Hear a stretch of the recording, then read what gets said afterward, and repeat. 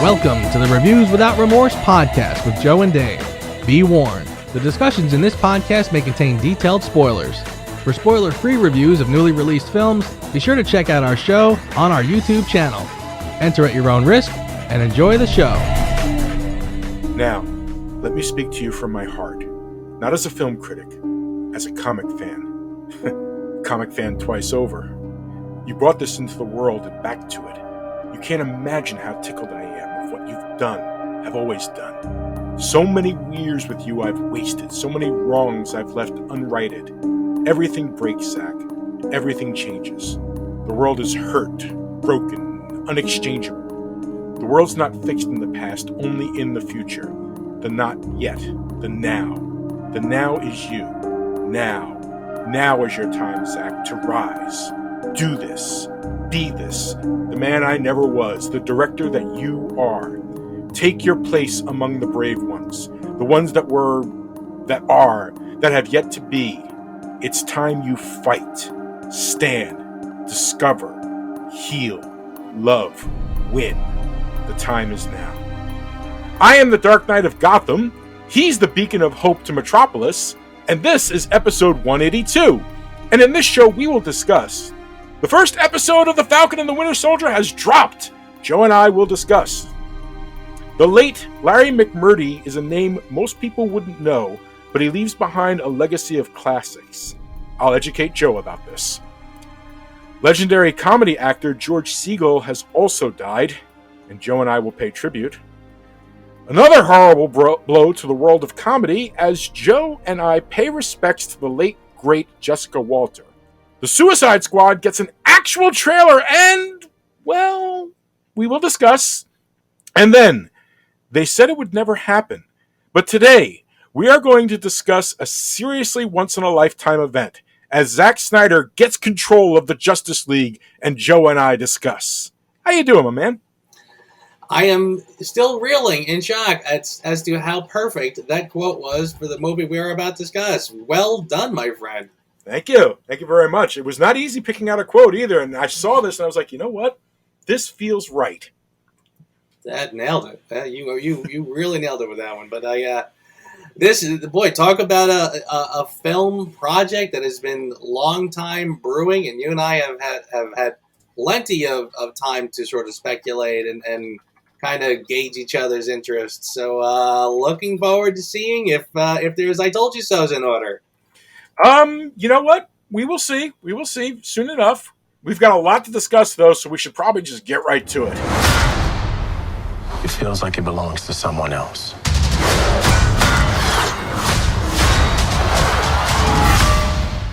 That shield represents a lot of things to a lot of people. You know, I wasn't sure exactly what to expect from Falcon and the Winter Soldier. I will say that the opening scene was just beautiful. Like, just him on his mission and all that stuff and all the little things that he was doing with him and Red Wing. I loved that.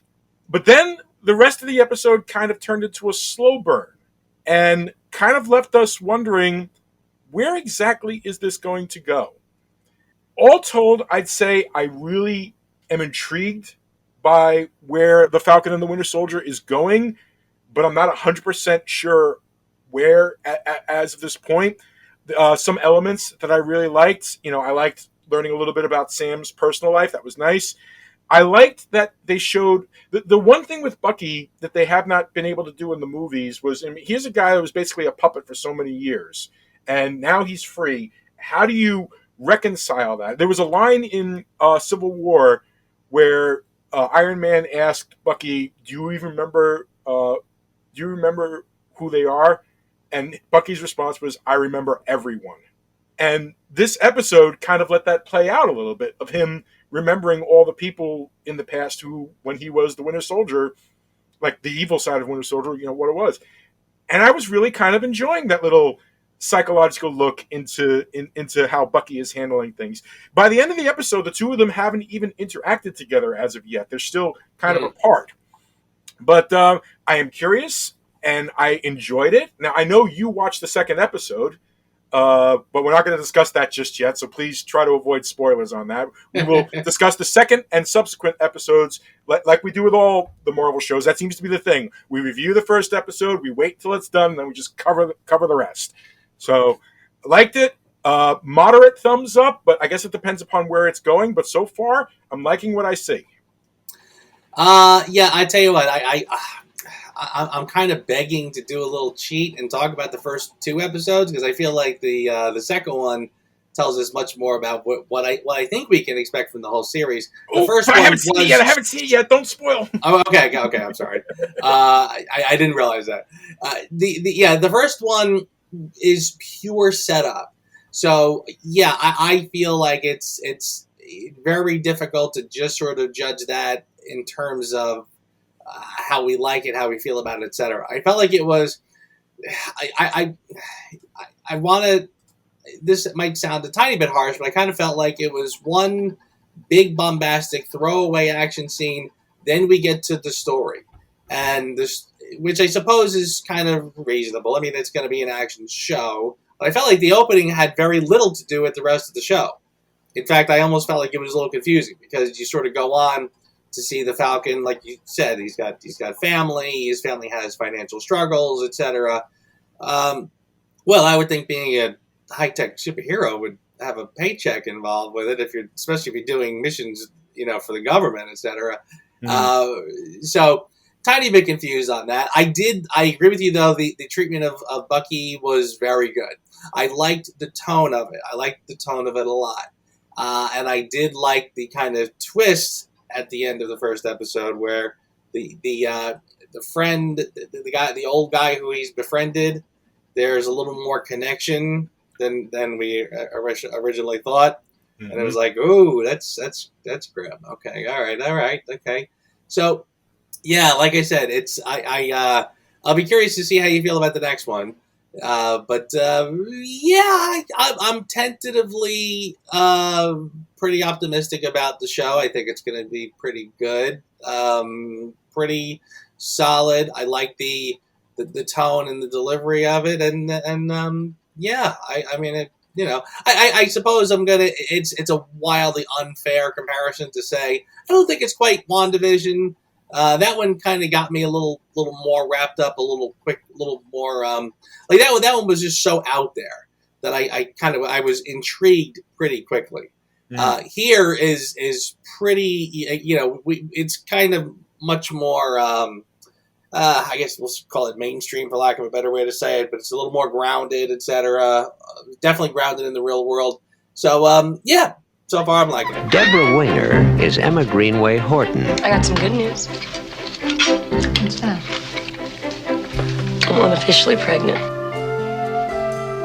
If you're not happy for me, I'm going to get so mad if you're not happy.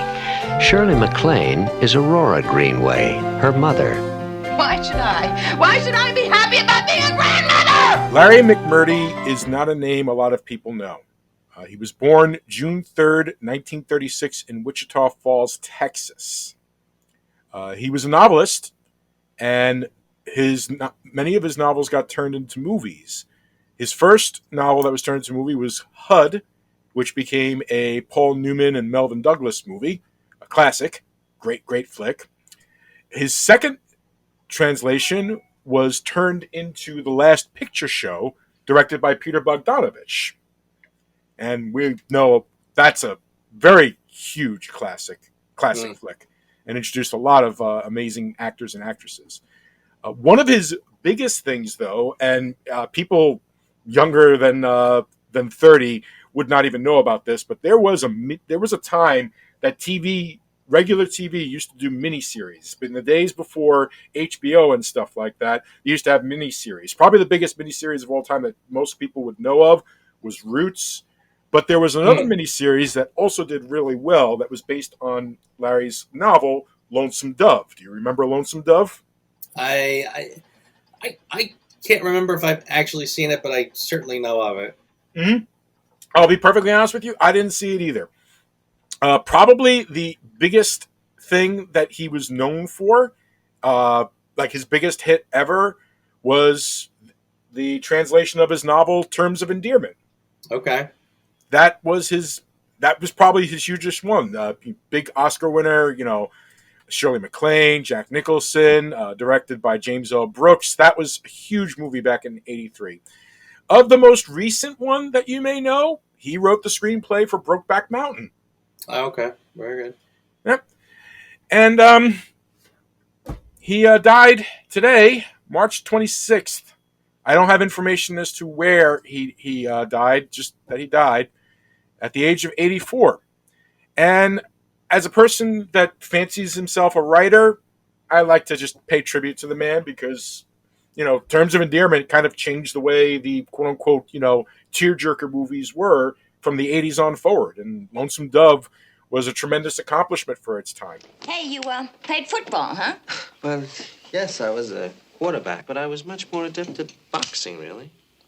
Boxing? You hear that, George? Yes, Martha?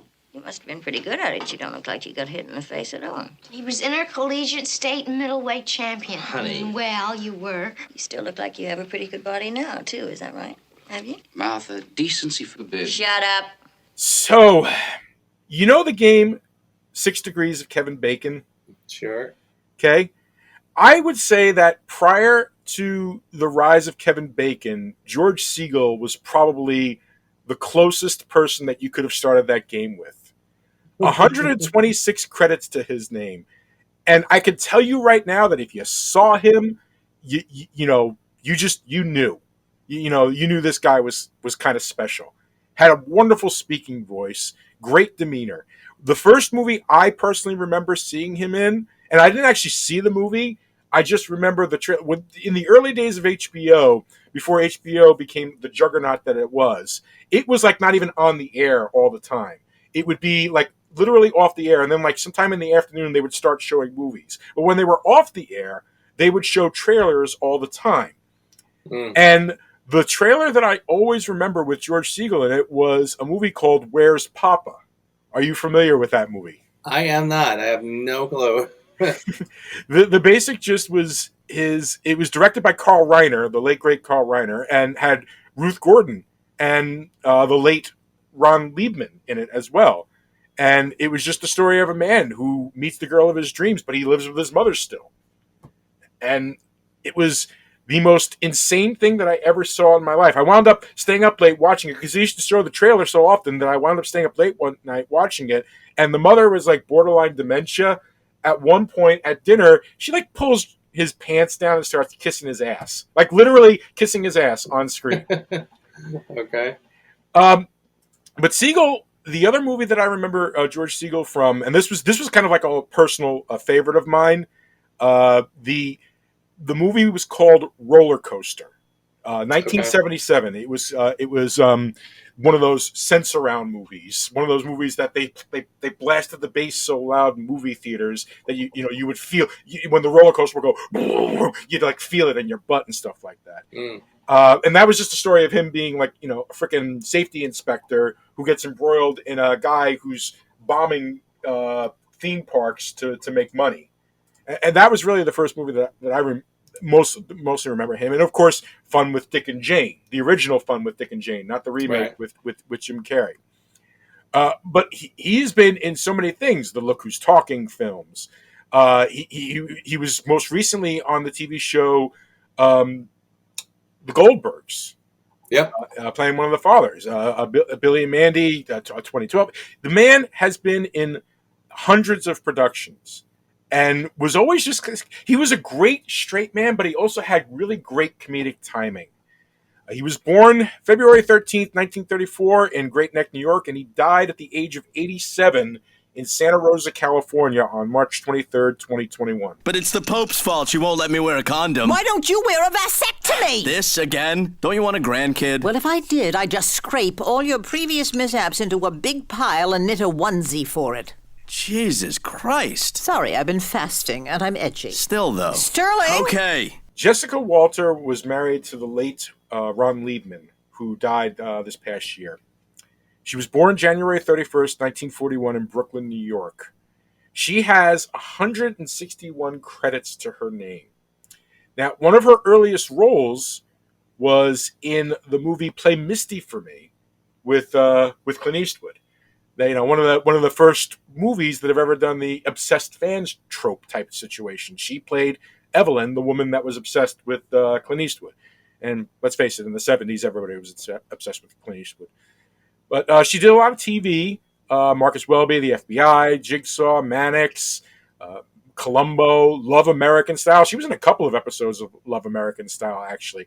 Barnaby Jones. The woman was a very steady actress through the 70s.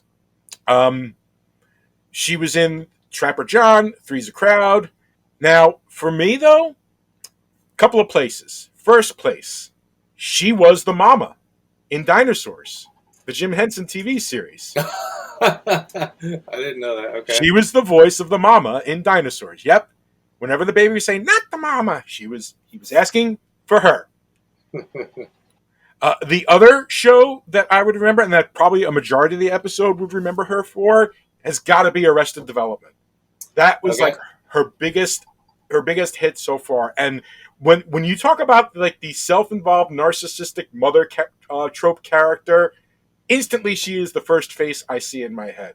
It's just, I've been watching like some clips of some of her like finest moments from that show, and holy smokes, that woman just had outstanding comedy chops.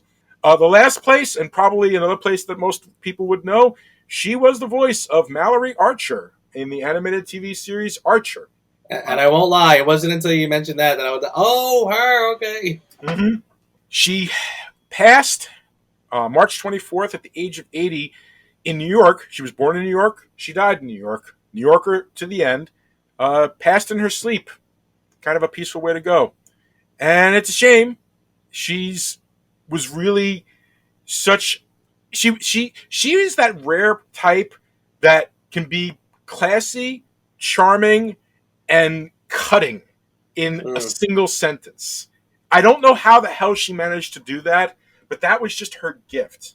She always had this way of looking like she was just this classy woman, and yet could cut you to the quick with just a couple of words. And her deadpan delivery just always did it in such a charming way. I personally will miss her. You gotta be kidding me. You're gonna risk the entire mission for a mental defective dressed as a court jester. This coming from a guy that wears a toilet seat on his head. We don't leave one of our own behind. Hopefully Harley's still alive. No funny business, Colonel. These are dangerous people. Team 2 is clear to go. Fire up. 3, 2. What are you guys doing? What? We're here to save you. You were gonna save me? It was a really good plan, too. Well, I can go back inside and you can still do it. That's patronizing. I'm so sorry. Harley Quinn. Blood sport. Now, in the first Suicide Squad used Bohemian Rhapsody for its music. Is this the real life? Is this just fantasy? And, it had this tone of like this very serious, whatever the heck. I don't know what David Ayer was going for. What was the song that they used in the Suicide Squad trailer? A typical James Gunn 70s song, that's for sure. I don't want to do your dirty work. Is that what it was? I don't want to do your dirty work. Oh, yeah. Yeah. I laughed a couple of times in this trailer. It's a red band trailer, and it's finally showing off all the different characters. By the way, do you know who's voicing King Shark? No. Sylvester Stallone. Oh, is that why? It wasn't until I got to the end of the trailer and I saw the credits. I literally did like a freeze frame and went back. I'm like, wait a minute, did I just see Stallone in there? So I was wondering where he was going to pop up. Oh, that's funny. Yep, he is voicing King Shark. And oh, good for him. I you know what? I watched the trailer and I was like, boy, I don't know what to make of it. I can't really tell from it. The only thing I can pretty much guarantee is that they're just going to throw everything at the refrigerator to see what sticks. And I kind of feel like they're kind of just going for it. Like when you saw the shark, you're just like, all right, so we're just going to go nuts with this. Is it going to work? I don't know. I mean, I got faith in James Gunn. I kind of feel like maybe I'm a little spoiled with him after Guardians. Mm-hmm. This one felt a little more quite literally. I hate to use this overused phrase, but it certainly fits here. It's a little more grounded than Guardians. Yeah, it's hard to know what to make of it. I was a lot of the costumes I thought looked pretty fun, and I was sort of I was almost getting a Kick-Ass vibe from it. Like it was reminding me more of Kick-Ass than a typical superhero movie. So, fingers crossed. I guess that's all I got for this one. I am hopeful. I feel hopeful with this one. I found myself amused by it. I found myself entertained about it. Flag was like 900 times more personable than he was in the first movie. I feel like Margot Robbie has basically just like filled the role of Harley Quinn almost to a T. Love the little cameos. I just, if he can make it that it's not a jumbled mess with all these characters, I think this is going to work, and I think this is going to be fun. You know what? I think it's going to be fun, and that's all I can really ask for. Not to mention the fact your costume commander radar must have broken watching all these crazy-ass costumes from the comics come to life. Of course, you probably don't even know half of them. I don't know half of them, but just the fact that they were kind of going out there with costumes, I thought, I know what you're saying, but it did sort of leave me feeling. That's why I kind of threw Kick-Ass out there, because I'm like, I can't tell if these are authentic costumes or if they're meant to just sort of be funny. Look at all these crazy people trying to be superheroes in the costumes that they come up with. So I couldn't tell if this was authenticity or just a goof. So yeah, again, hard to tell. I can't really tell which way this is going to go and if it's going to be good. It's going to be his Dirty Dozen, and you can tell that just by the poster design. If you've seen the poster, it is so reminiscent of the Dirty Dozen flick. So yeah, I'm fingers crossed.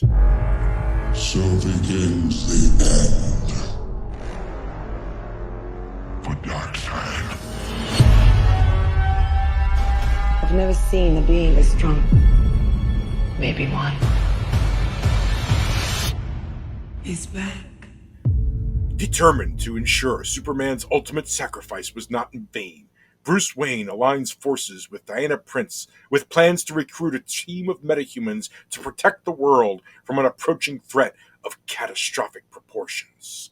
Written by Chris Terrio, based on a story by Zack Snyder, Chris Terrio, and Will Bial, based on Superman created by Jerry Segal and Joe Shuster, directed by Zack Snyder, Zack Snyder's Justice League. Couple of weeks after the release of Justice League back in 2017, there was an online petition gathered, 180,000 signatures, to release a Snyder Cut. There have been teases, there have been campaigns, there have been mass ads. Somebody flew a plane with the sign hashtag release the Snyder Cut.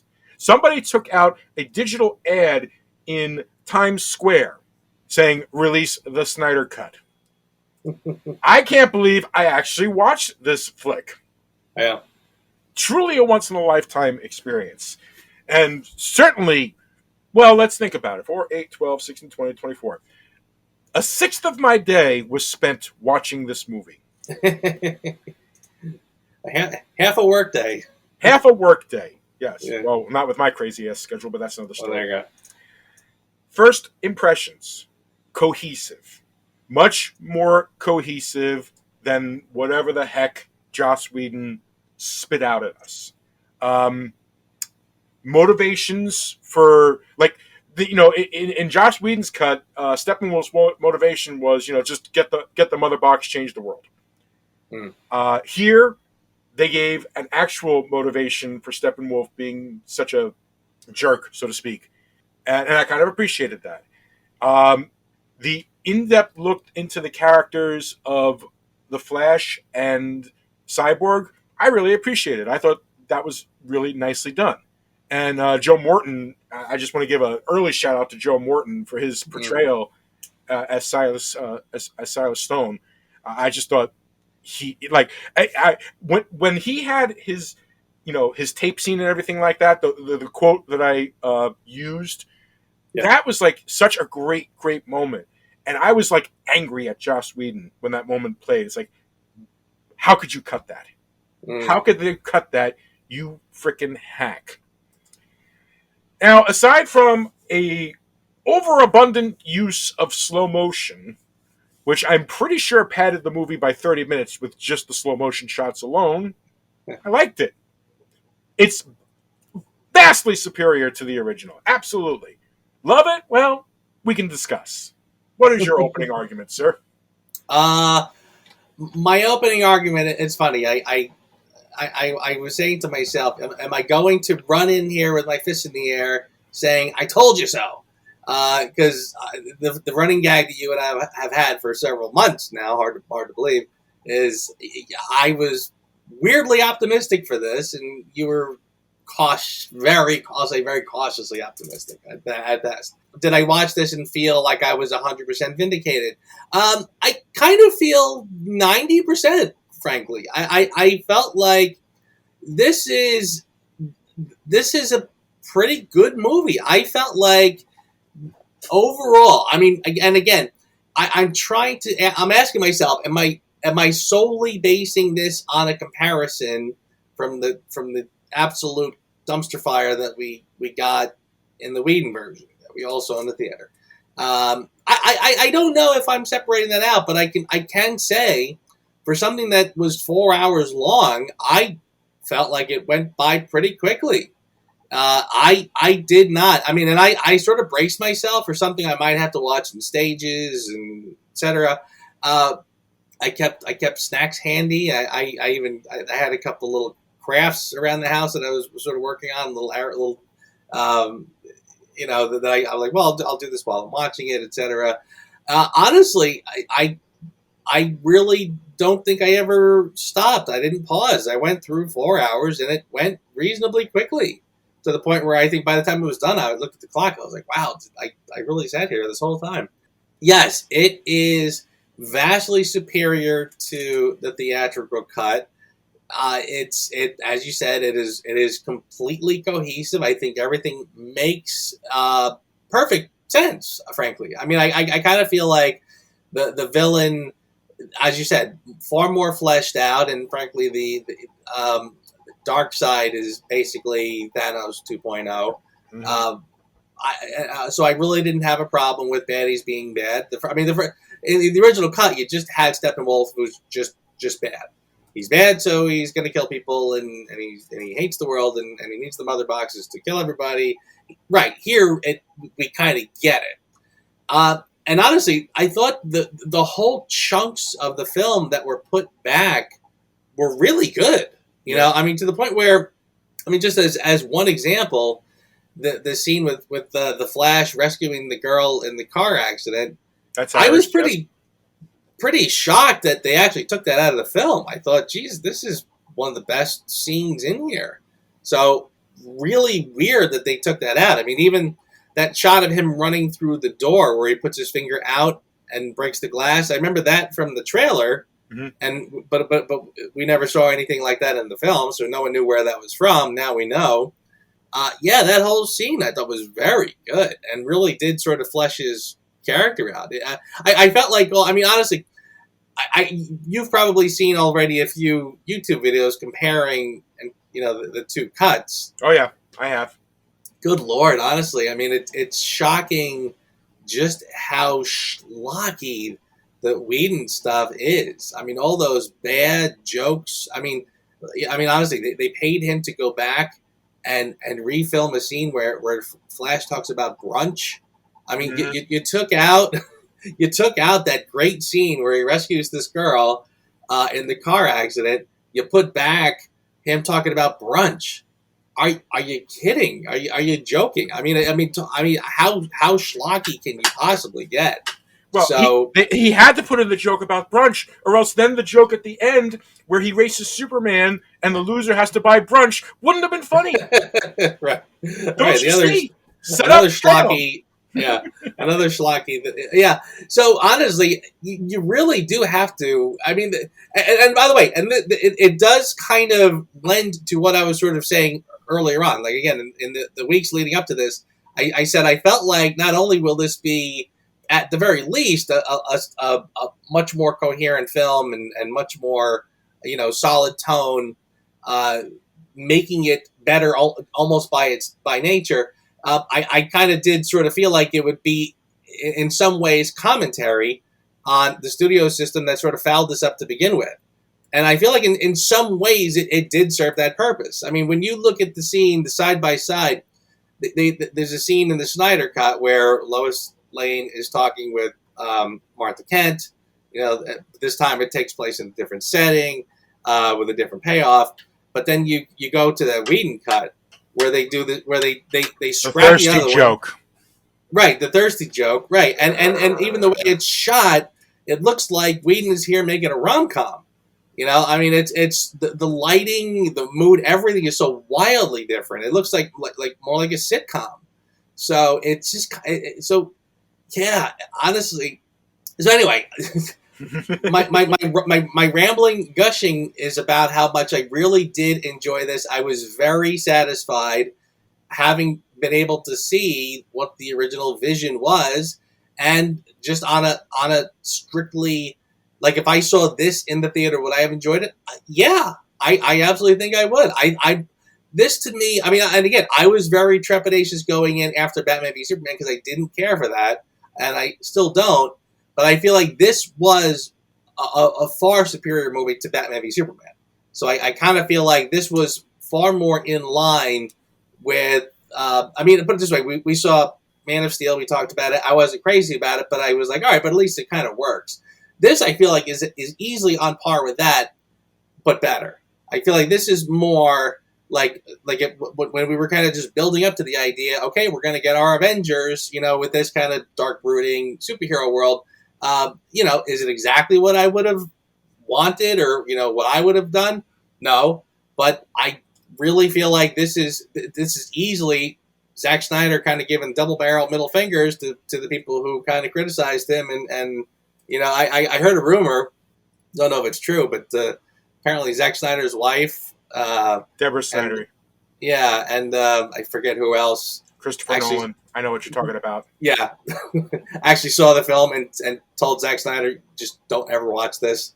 And I feel like having seen this compared to what we saw originally, I feel like that's probably 100% true. And I probably would have told him the same thing. To do not ever go to see this film. Yeah, and I really can't blame them for that. I think that at that point in his life, because I mean, it was the same year that his daughter had committed suicide. I believe. I'm sure he was still hurting, and it kind of feels like if he had seen it, I think that just would have crushed the guy. Yeah. I do. You're right, but you don't have to rub it in my face. But you were right. You had good reason to be hopeful. I wouldn't necessarily say I told you so, because it's still Zack Snyder's version of DC, which the way I look at it is, as a comic fan, you're either on board with it or you're not. And after I rewatched Batman v Superman about a week ago, I kind of wasn't on boarded. I was kind of very, very shaky. And the two of them parallel together kind of work better. I'm still not. I still wish he would have worried more about the complete story he was trying to tell, rather than setting up his next two films. Which, I mean, my God, did he ever set up the next two films? But then again, I can't even really complain about that, simply because when it was over, when the last credit played and everything like that, and all I said to myself was, I really wouldn't mind seeing where it goes next. It's not going to happen. There's no chance in hell. No chance in hell that we're going to see what happens next. But you know what? I wouldn't have minded. I at the end of this, I would have been like, okay, I'm curious where you're going with that. I would have liked to have seen more Darkseid versus the Justice League, but obviously you couldn't do that. You had to save that for the end. I felt that, first of all, you can complain about a lot of things with Zack Snyder. You can't complain that the guy has a hell of an eye for doing things. Like when they had that scene where it was showing a montage of what happened to some of the heroes that led to the future. Like at one point, he shows off Darkseid using his Omega beams as he's killing Aquaman and stuff like that. And I was just watching, and I thought to myself, my God, it is such a rich image that he puts on the screen. You can't take away his skills as choosing angles and stuff like that, and his incredible director of photography, his cinematographer Fabian Wagner. Some really, really good stuff there. Yeah, listen, I'm with you there, and yes, it is sort of the at the end of the day, it is still a Zack Snyder film. There were moments where I felt like, this is the Justice League brought to you by the guy who made 300. I felt like I totally get that, but honestly, again, this was at least, we've talked before about. Superhero films going in really weird directions that, I wouldn't certainly go in. Mm-hmm. But again, I feel like I'm open to someone saying, I want to try what if, like, it's a what if, like, what if we did it this way? All right, look, I'm game to it. If you see it through and it's a good movie, I feel like this one they saw it through and they gave me a good movie. I think there were probably some moments in here where I was hoping for even more change from what we got. The one scene that kind of stood out at me was after they resurrected Superman, and they did that scene where they're standing out in the grass, and Superman kind of goes a little crazy, and he starts fighting, and then Cyborg's, oh, my cannon, I can't control it, whatever. It's like, oh, come on. I was still rolling. I said to myself, please tell me that's not in this. Please tell me that happens completely different. I was really hoping, but no, it's pretty much what we saw. Yeah. Minus a couple jokes, honestly. I was really hoping. I was like, please let Superman come out in his black outfit and it's completely different, and maybe he's even got a beard or something. No, So again, it wasn't a completely what I wouldn't call this an A+ film. Certainly not going to give it a 10, but I found this to be far more enjoyable than anything we got prior. I think just the cohesiveness of the that alone, the fact that it was just a solid vision where the story made sense. It's funny. Seriously, I talked about the Flash putting back that scene in the beginning, which was excellent. The fleshed out Cyborg character, again, far superior now that we can see who this character is, what makes him tick, all these good things. He was a very, these were throwaway characters in the first one. They were glorified cameos in the original.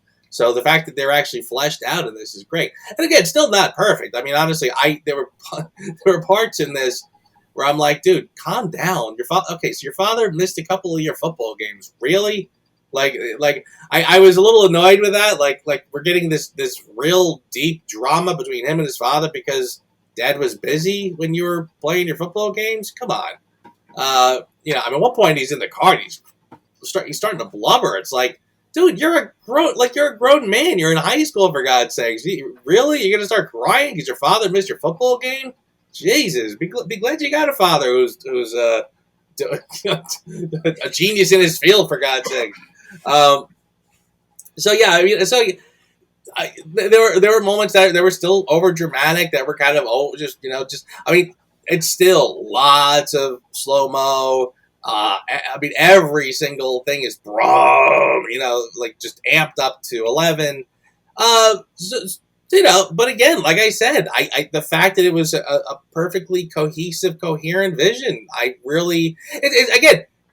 we've oftentimes, when reviewing a film, I've often used the metric of did it do what the creator set out to do, and I think, I said, as long as it's when you first sit down, if you promise one thing and you get delivered something else, that's a bad sign, which was exactly what the Whedon cut is. You're promised one thing and you get a smorgasbord of other stuff. But this was a coherent, vision that I absolutely think worked. And kind of coming back to where I started when I was talking about how they put in the first Flash, scene, the fact that that Flash actually saves the day in the finale in this one, which in a terrifying way. Yeah, I mean, I thought I was really impressed with that. I thought that's pretty ballsy, and I even liked the way it was done. I can't remember, like, it was a barrage. You mentioned there were flashes to you saw Wonder Woman's death scene, you saw Aquaman getting impaled and killed. I don't know if that was at that moment or if that was a different part, but the fact I just sort of liked how they did it, where everything sort of like kind of came back together as he was running and breaking the sound barrier or whatever. I thought that was real. Again, that was a nice twist that I didn't know was in this, and I thought was far superior to. I mean, I'm seriously watching him push a pickup truck in the other one. Like, this is what and again, it's funny because there's a part of me that, like, it's almost like there are moments where, as I'm criticizing films, I'm saying I am glad that I do this from the armchair, because if somebody actually listened to me, I don't know that my advice would always be good. And here is an example of that, because you've heard me say many times, why can't we just have scenes of superheroes rescuing cats out of trees? I mean, we kind of don't get that too much. We don't get superheroes rescuing your average Joe, on his way to work. So ironically, again, like a perfect example of that is the Flash scene that they took out. They should have left it, but Whedon's or whoever's impulse to have the civilians in the finale, people who need rescuing. I feel like that's something I would have been saying in the writers' room, but having now seen the two, it's like, oh boy, I'm sure glad they didn't listen to me, because it was awful in the. The fact that the Russian family. Well, first of all, I always found that weird anyway, because the whole reason that he was in the Chernobyl area anyway was because of the toxic nature of it that he could use to build what they need to do in order to do the world, which makes sense. And, here's a family that just happens to be not that far. Nobody lives within like a couple of 100 miles of Chernobyl as of right now, which is where I think that was supposed to be. So, yeah, you're absolutely right about that. I mean, it's hard. A part of me wants to not even like bring up the original Justice League, but you really can't. It's impossible to do at this point. But when you compare and contrast it to this, yes, it had that moment. See, that's the thing. You wouldn't have been complaining about that so much if they hadn't included if they hadn't included the Russians in the movie, but kept that scene with the Flash. And by the way, that girl is Iris. Iris, who eventually becomes his wife in the comics. The girl, which girl? That the Flash rescues. Oh, okay, all right. That's Iris West. That's the woman that he eventually marries. I did sort of say to myself, there was way too. I get it that they wanted to show a spark and a connection. The creepy long stares of the two of them at each other before that scene, as that scene was progressing, I'm like, all right, I get it. They like each other. I honestly, that's actually been one of my problems. His whole thing with like slowly brushing her hair out of the way while he's in, Flash time and everything like that. Yeah. I was like, that's a little creepy, buddy boy. That's a little creepy. I mean, again, but the thing is like, real world stuff aside, it is a beautiful and well done scene. Like I'm sitting there and I'm thinking about, now I'm directing this movie. How do I do this scene? And everything looks like tactile. It didn't, for a movie where the whole CGI costume of Steppenwolf is constantly moving and evolving and stuff like that, like it's a mother box in itself and everything like that. I was just okay with that. Granted, Steppenwolf looks a billion times better than he did in the first one. Yes, for sure. But that aside, for a movie that relies so much on so many CGI effects and stuff like that, I really appreciated in that scene how tactile the world looked. It didn't look like things were just cut and paste in there. Like everything looked like it had weight, it had value. Every little movement. Down to the splintering of the glass with his finger. It's just such a beautifully shot scene. I spent a lot of time trying to divide us. I made a promise to him on his grave. I need to bring us together. There are enemies coming from far away. They serve an old power. All right, so gotta bring this up. Jared Leto as Joker. Go. Well, I'll tell you what. I kind of felt like that whole scene begs some commentary. Not just him, but I mean, I don't know what I thought of that. To tell you the truth, well, to answer your question specifically about Leto, I felt like anybody could have been sitting there in that makeup, saying the same lines, and my reaction would have been the same. I wasn't crazy about his look, and it was funny because I thought to myself, all right, is he now wearing makeup? Because all the tattoos are gone. It's just white. He's got just white face. So, and I didn't like how the red around the lips literally almost looked like spray paint. So I'm not sure what that was about. So I wasn't crazy about it. I thought the dialogue was okay. I thought the scene was interesting. In fact, I kind of felt like it was an odd post-credits scene because I said to myself, it feels like they're practically undoing everything I just saw with this. So I kind of didn't understand why it was on the end. I almost felt like instead of having it be this dream that happens at the end, just so he can wake up and say hello to Martian Manhunter who just knocks at his door, I kind of felt like, all right, that was a little less than impressive. You probably could have had a better way to introduce him. I kind of almost felt like, why didn't you put this in the front? Like, you could have started the movie with this. Let this be your opening. And by the way, I like that a lot of the stupid schlock that opened up the original Whedon cut is gone, and you kind of just got this. I mean, that, you went from bad CGI with the bad lip curl because of the mustache CGI, the kids taking the cell phone, hi, Superman, what do you like about Earth, or whatever. Mm-hmm. Stupid. You went from that to having Superman, like, screaming in pain, dying. I was like, all right, well, already we're off to a different start. But honestly, I kind of felt like you could have had that dream sequences as a prelude at the beginning instead of tacking it on at the end, because I didn't think it made any sense at the end. But anyway, like I said, I didn't feel like Leto contributed much of anything to this. I thought the line about him, killing Robin, interesting. Okay, a little fan service there. We know something happened in this world. Anyway, but let me ask you what you thought of it. It just builds my frustration with the whole. I'm going to be just calling this the Snyderverse for now.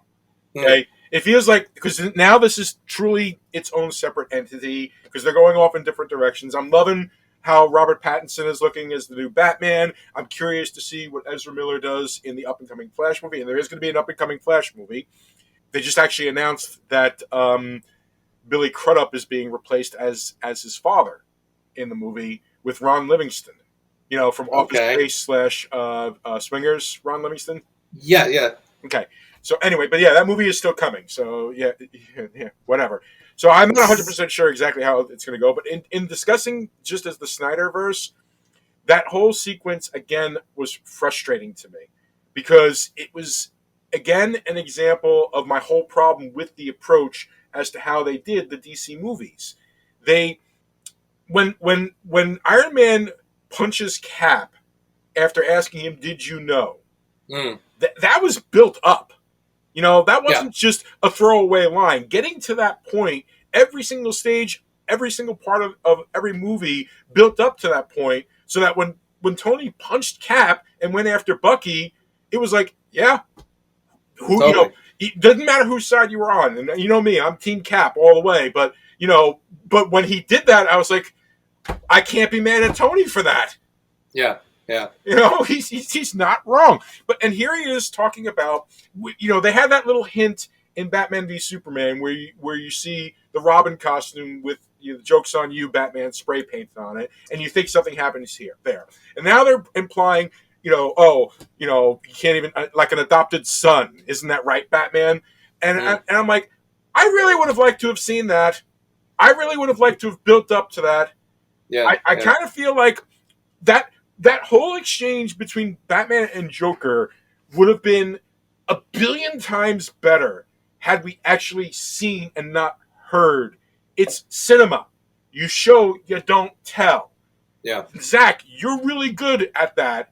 So I kind of feel like that's just one of those things that, like, he built this world and he probably had these stories he wanted to tell, but he had to rush through, to satisfy some studio demand or something like that. So yeah, the future sequences, all they did was remind me of what we lost, right? I would have wanted to see the world of what the Joker was before Batman, because, like, one of the things, and I didn't even get a close look at his mouth or anything like that, but one of the things in the original Suicide Squad, you notice that, like, Joker had like this metal teeth. Right. Okay. I find out later, and I mentioned it during the review, that the reason that is because that's another puzzle piece. It was after he killed Robin, Batman beat him so much that he knocked out all of his damn teeth, but didn't kill him. And I kind of feel like, well, again, there's a story I would have liked to have known about. That would have been very interesting, and I would have liked to have seen what Joker was before that, because I kind of feel like the Joker we saw in the Suicide Squad, was an amalgamation of who Joker was, minus after the fact that he killed Robin and Batman nearly killed him, a changed person. And again, in the future, another changed person. There's these different aspects to the Joker that at this point, you're just basically cutting and pasting to fit what goes there without telling a story of where he was and how he got to where he was. And it's made worse by the fact that we just watched a relatively compelling idea of how the Joker could have been born in Joker when we reviewed it last week. So yeah, those future scenes, all they do is talk about a movie I will never be able to see, talk about events that I really would have liked to have been built up to, and still are, as far as I'm concerned, are showstoppers to me. I feel I really, really am disappointed that I will never see a true Ben Affleck Batman versus Leto Joker ever. It'll never happen. We're never going to see it. That's as close as we're going to get, and it infuriates me that that's as close as we're going to get. Yes. First of all, I agree with you 1,000%. It's funny. I'm not trying to get off on the Hollywood politics, but I mean, I know that Warner Brothers is not happy about the Snyder Cut at all, because they've already moved on from that and already have charted a different course. Mm-hmm. So the fact that the Snyder Cut is doing so well, it's not exactly warming their cockles. So yeah, we will never see that. And yes, it is just sort of a weird, right. I don't, put it this way. I there's a part of me that says, look, when Spider-Man Homecoming happened, we didn't complain that we didn't get Uncle Ben and all that stuff, because we've all seen it a million times. I don't mind the fact that the story is sort of taking place at a point in time where there is prior history and that they talk about the prior history. Mm-hmm. So yeah, is it frustrating that we're not seeing that story? Yeah. Is it frustrating that they're talking about it? Well, I kind of. I don't want to be too hard on it, because I feel like, well, okay, we get that they have backstories. They're alluding to it. But yes, it is frustrating that we'll never see it. This world is divided. No protectors here. No lanterns. No Kryptonium. It will fall in his name. I have turned worlds to dust. All of existence shall be mine. Well, Bob, that brings us to time to score this 4-hour epic. I feel like we barely scratched the surface. But, yeah, we've reached that point already. Yeah, you're absolutely right. We have only scratched the surface, and it's we could talk about the ins and outs and nitty gritties, but I mean, I think at the end of the day, we've kind of covered it because it is simply. I mean, it's funny. All we're really covering when we talk about this are the differences because we reviewed Justice League. Mm-hmm. We absolutely reviewed the film, so I mean, we're really just talking about the differences. And you would think that that's kind of quick and easy, but honestly, it is fairly in depth in this case. So yeah, you're right. Well, Bub, I'm going to let you go first. This was your excitement more than mine. I kind of came into this kicking and scratching, so I want to know what your score is. I'll tell you what. This is probably going to sound wildly generous. I'm going to give it an 8. I really do think this was I would watch this again. I mean, I honestly, genuinely enjoyed this movie. It's funny how I was talking to some friends last night, and I was sort of a couple of friends who had no idea what this was. They're like, "What are you talking about, the Snyder Cut?" And I sort of explained the backstory of it, and I kind of compared it to the Donner cut of Superman 2. And I said I sort of compared the two stories and said it's kind of like that, but this was much more fleshed out. He had filmed a lot more stuff. It was a lot. It was a pretty completed film. So I don't know how much reshoots went into putting this together, as opposed to just collecting stuff that had already been done. But it's amazing to me how just the subtle changes that we saw really did change the backbone of this film. Honestly, you have the Flash in the original Whedon cut was the most annoying character ever. He was just there to be nothing but a comedy relief, make really bad jokes. Here, I got a much more fleshed out character. I got a character I actually liked.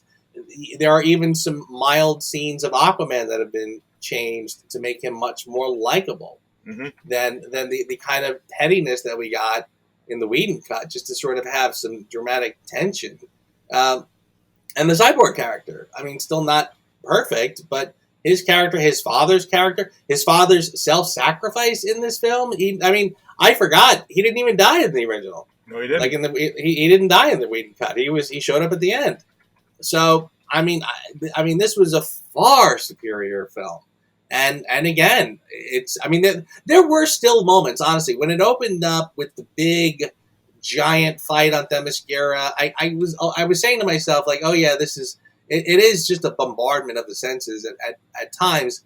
But as the rest of it played out, I just enjoyed all of it, and that 4 hours went very quickly. So I'm giving it an 8. You know what? And that is absolutely positively a respectable and I feel warranted score. I'm still giving it a 7 though. No, I'm not saying it's a bad movie. I'm not saying I didn't enjoy myself. I did, and I'm curious to watch it again. I really, really am.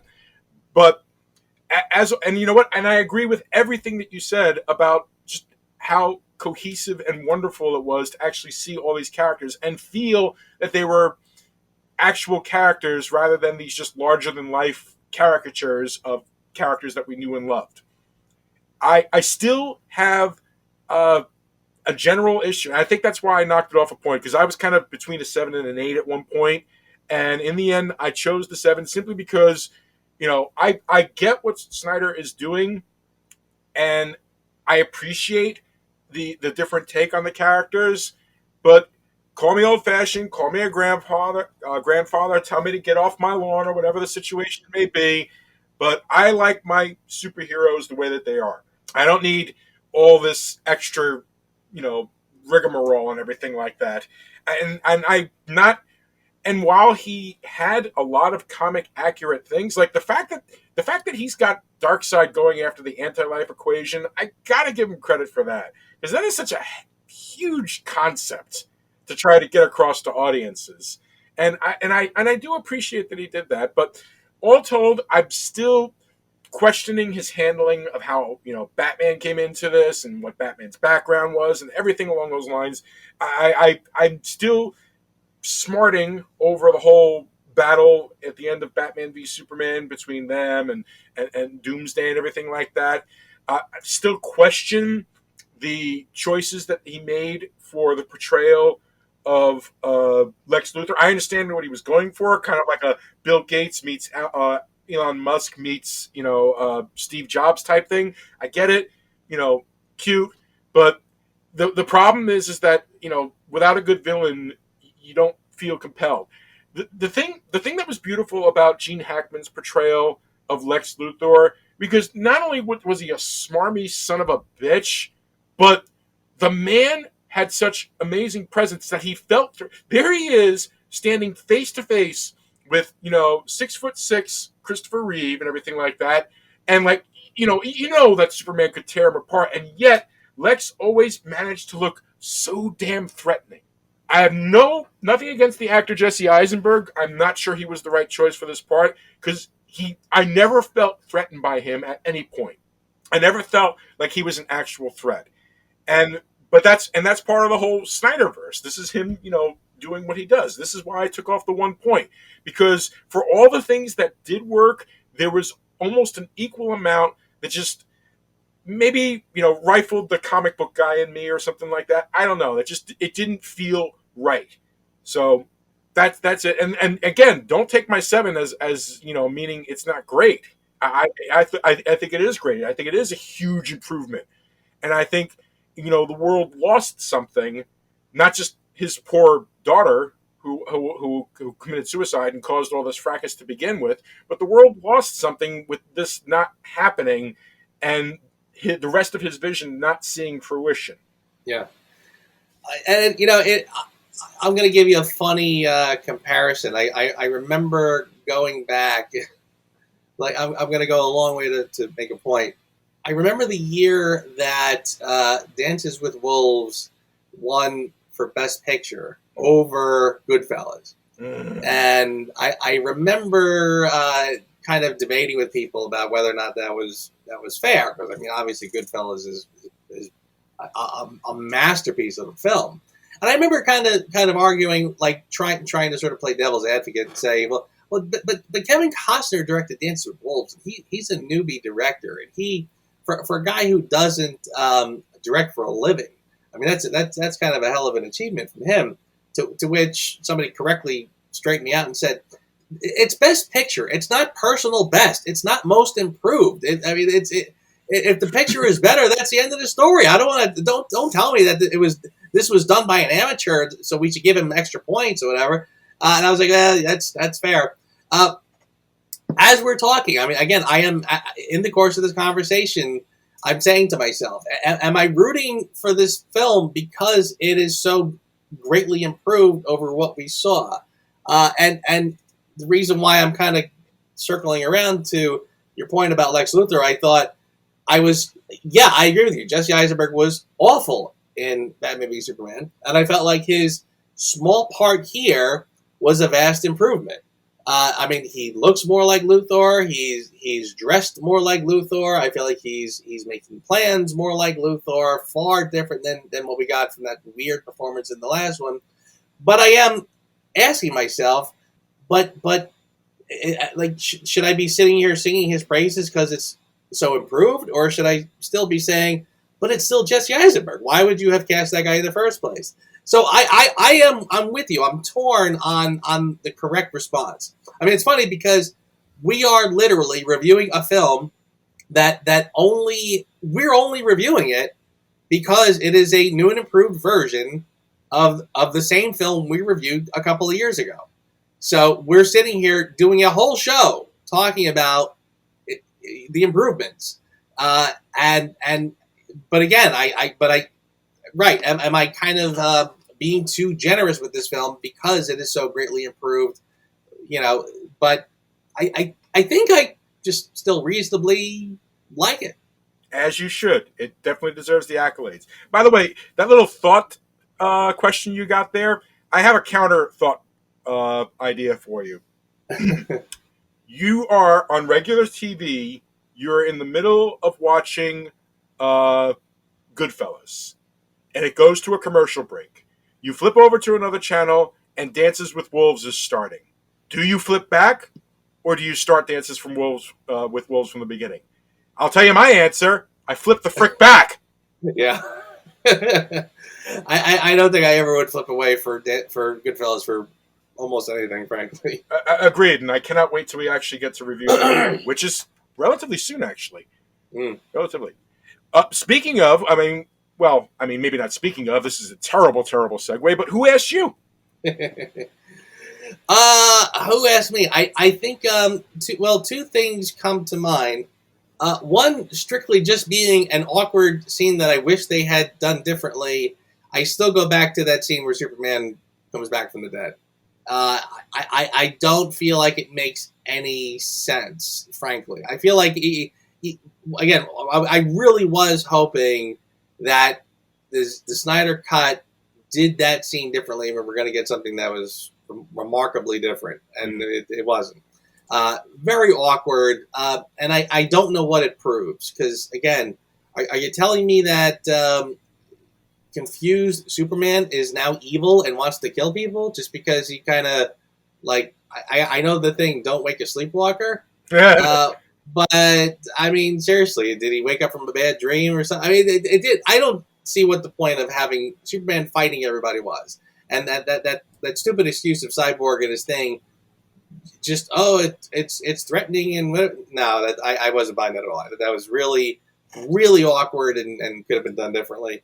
But in terms of just kind of what would I change to make it a little bit better, aside from that whole scene, I would have done that post-apocalypse dream. I would have moved that to the beginning, because I don't really see what it adds to this. I felt like you spent 4 hours to show me a film where the team comes together in a cohesive way, and I think they do that in spades, by the way. I think, unlike the Snyder Cut, I think this one really does hit the point home that this league, this team, is forged, and they do come together, and everyone brings their own special skill set. I mean, and I can't harp on Flash more, probably. I think he's the best example of that. Like, I mean, he's the one who saves the day at the end of this one. So, I mean, as opposed to being so completely relegated in the other cut. So, yeah, I don't know why they put that at the end, because it kind of sort of felt like, it's almost like, did I not watch this last 4 hours? Did I miss the point of this movie? Why are you showing me a world where everything went to hell? So, yeah, I think if you just put that at the beginning, that would have made more sense. Or just get rid of it altogether. Because, I mean, it doesn't, I don't see what it serves. Even if the Snyderverse was still intact and he was still, let's go back in time to when he thought he was going to do a follow-up, is this post-apocalyptic vision supposed to reflect what could still happen in the future? I don't get it.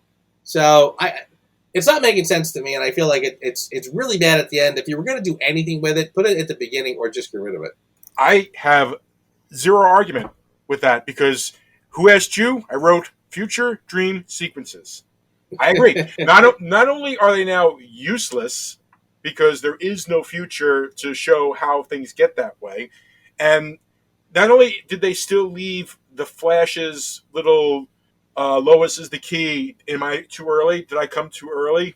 Little moment that happened in Batman v Superman, which they kind of hinted at, because if you looked at how the Flash was dressed in the future, he was dressed in the exact same costume that he was when he came back in time for that moment. So that obviously is where that happened. I did notice that he had the same look and everything. Even his face would look. Yeah, I agree. So yeah, I agree. I don't think that they added anything to the movie. If anything, I think it confused factors. I feel like you said, it undercut the triumph of them coming together and having this huge victory with this almost impossible being to have to kill. So either cut it out or find a different place to put it in the movie so that the movie ends on a more hopeful note. Okay, fine. You ended it with Martian Manhunter, but that was kind of clunky. So that didn't work. So yeah. My Who Asked You is your Who Asked You, so go figure that. And how about for your consideration? Honestly, it's funny. I feel like in some ways, the whole thing is my for your consideration. I feel like everything that was different from the Whedon cut, and I can't think of a single exception, but I think every single thing that was different was an improvement. I feel like every shot looked better, it vibed better, it made more logical sense. Scenes that were even just kind of like allowed to breathe a little more, I feel worked better. So I feel like the whole thing, I'm not going to cheat and fall back on that, but I feel like the big scheme of this, it's a weird experiment. I mean, this is a different kind of movie than we normally review, but I feel like the whole thing is kind of a fair consideration. But if I had to pick on one thing, I have to just give it to the Flash character, because again, I feel like that scene that they cut out with him at the pet store with the car accident was fantastic. So how they cut that out to me is sort of shocking. I mean, of all the things to get rid of, why that one? But honestly, I felt like the twist at the end, or maybe twist isn't even the right word, just the climax when everything goes to hell, they're all about to die, and he turns time backwards. Wow. I mean, that was, I was really impressed with that. I thought it was really well done, really well shot. And it wasn't a simple, Superman showed up, so we killed the bad guy, no problem. It went further, and I liked that addition.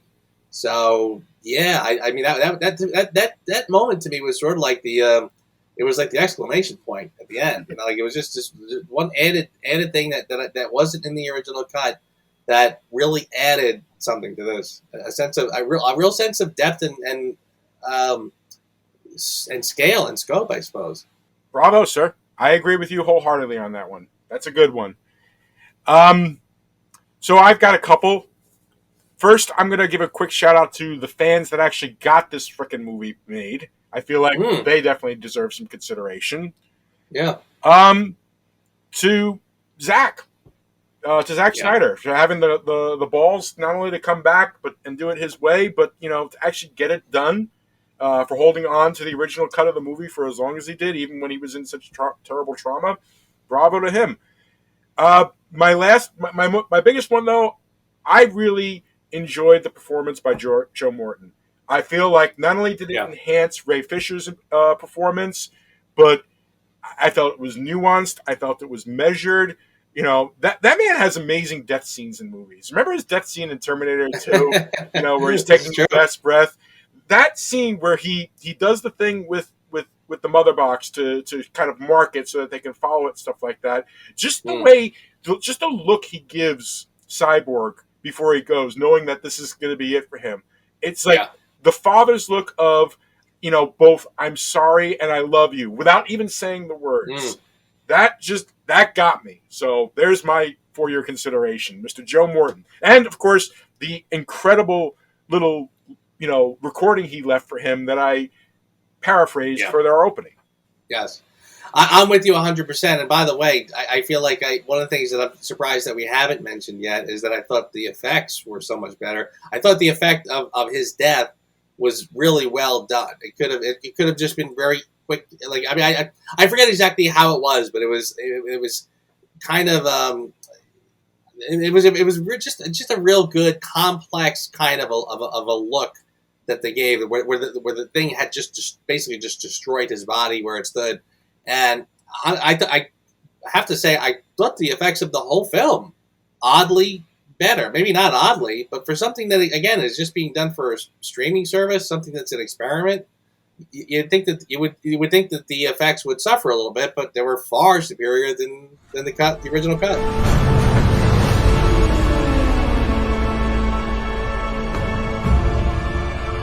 I have a second chance. I am not going to waste it. He said the age of heroes would never come again. Fighting the devil and his army.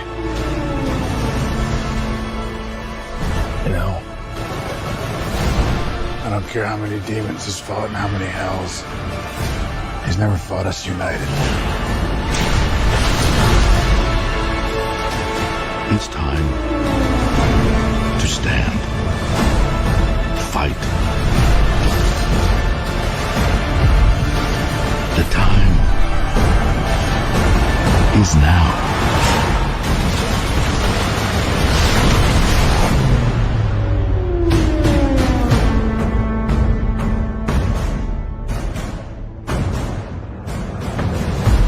And thus, wow, 5 years later, 18, 19, 20, 21, 4 years later, we finally get the sequel to Batman v Superman we deserved, I guess, sort of. I think so. I feel. I mean, honestly, I feel. You know what I'm feeling. I feel like, you know how we've been trashing DC for years now. You and I. I mean, I feel like DC has been this dumpster fire. You know, it's kind of progressively gotten worse and worse, and we've kind of always been Marvel fanboys. I really just do sort of feel like I'm so glad to see that DC was, and again, ironically, it's kind of happening at the behest of Warner Brothers as opposed to, they're not celebrating, but personally, I just feel like I'm very happy to be able to sort of sing the praises of the DCEU, even though it's past tense. I feel glad that we were able to see this. I was glad that it was much more of what I think fans were hoping it would be. I think the people that were demanding the Snyder Cut, I think they're all feeling very good about this project. I don't think anybody who was hoping to see this is disappointed in the slightest. I think they're all feeling really vindicated right now. So I feel like it's a good day for DC. I'll just say that. But what about next week, my man? Oh, ladies and gentlemen, I made a scheduling error, and it turns out that next week, Godzilla vs. Kong comes out. So is that right? Oh yeah, that's next week. Okay. So the next episode, what we're going to do is we're going to start the American Godzilla franchise series, and to do that, I mean, we've already reviewed Godzilla King of the Monsters, which Joe was not a fan of. But now we're going to go back to 2014 and review the original American Godzilla movie that we never got around to. We did Shin Godzilla, but we never did that one, the 2014 one with Bryan Cranston. That's the next episode. Yeah. All right. Looking forward to that one. Yeah, that should be an interesting one. Yep, and then the week after that will be Godzilla vs. Kong, and then, well, only because of the way scheduling worked out, next week will be Kong Skull Island, which you had actually requested to review a while ago. That's right, yeah. I think, that was a pleasant surprise. And a little foreshadowing. But yeah, I'm looking forward to that. That should be a lot of fun. I am too. All right, my man, this was fun. This was fun to talk about. It was fun to watch, and like I said, I kind of feel like maybe not a full wholehearted I told you so, but I do sort of feel like I feel like we both walked away we had a good experience watching this. And you know what? Sometimes that's all it takes, my man. That's you know what? And it's good that both of us can keep our preconceived notions in check and review something honestly. You know, that's what I love about this. That's all. All right, man. Then Godzilla next week, sir. You have a good one. You too, my friend. Thank you as always, and I will see you here next week. Thanks for listening to the Reviews Without Remorse podcast with Joe and Dave. Join us here every Thursday for a new episode. And be sure to check out the Reviews Without Remorse channel on YouTube for spoiler-free reviews of new releases. If you enjoyed this podcast, please consider becoming a patron. You can find our page on patreon.com. As little as $1 a month goes a long way. All clips in this podcast are used for commentary and critique, and is considered fair use. No copyright infringement is intended. Meanwhile, at the Hall of Justice. Greetings, super friends. The Legion of Doom and I, Lex Luthor, have kidnapped President Obama. If you do not bring $100,000 to our undersea lair, it will certainly be curtains for your commander-in-chief. Okay, people. Wonder Woman, take Black Vulcan. You're on point. You got it. Copy. Aquaman, you and your fish create a perimeter around their underwater lair. Hey, guys. What's going on with Tiger Woods? That's President Obama. Are you sure? Well, you know, they all kind of look... They all kind of look like what? Huh? Oh, nothing. I tell you what, I'm gonna stick to monitor duty on this one. But we need your leadership and experience. But someone's gotta watch all this stuff. And, you know, Coordinate. This is the third time you volunteered for monitor duty when the president has been in peril. What the hell? See? It's what I've been trying to tell you guys. He's a racist. Whoa! Easy with the R word there, Black. What the mother did you just call me? That's not your first name? Mm-hmm. It's that water fountain thing all over again. Hey, nobody else gets their own water fountain around here. You're kidding me. That's why you're endangering the mission? Because he's black? What? No! I'm endangering the mission because he's Muslim. That's actually worse. Why's that worse? Wait. Oh, okay, look. I grew up in Smallville, in the middle of Kansas, for gosh sakes. I'm not used to this big city life. Besides, you know Obama wasn't even born in the United States, right?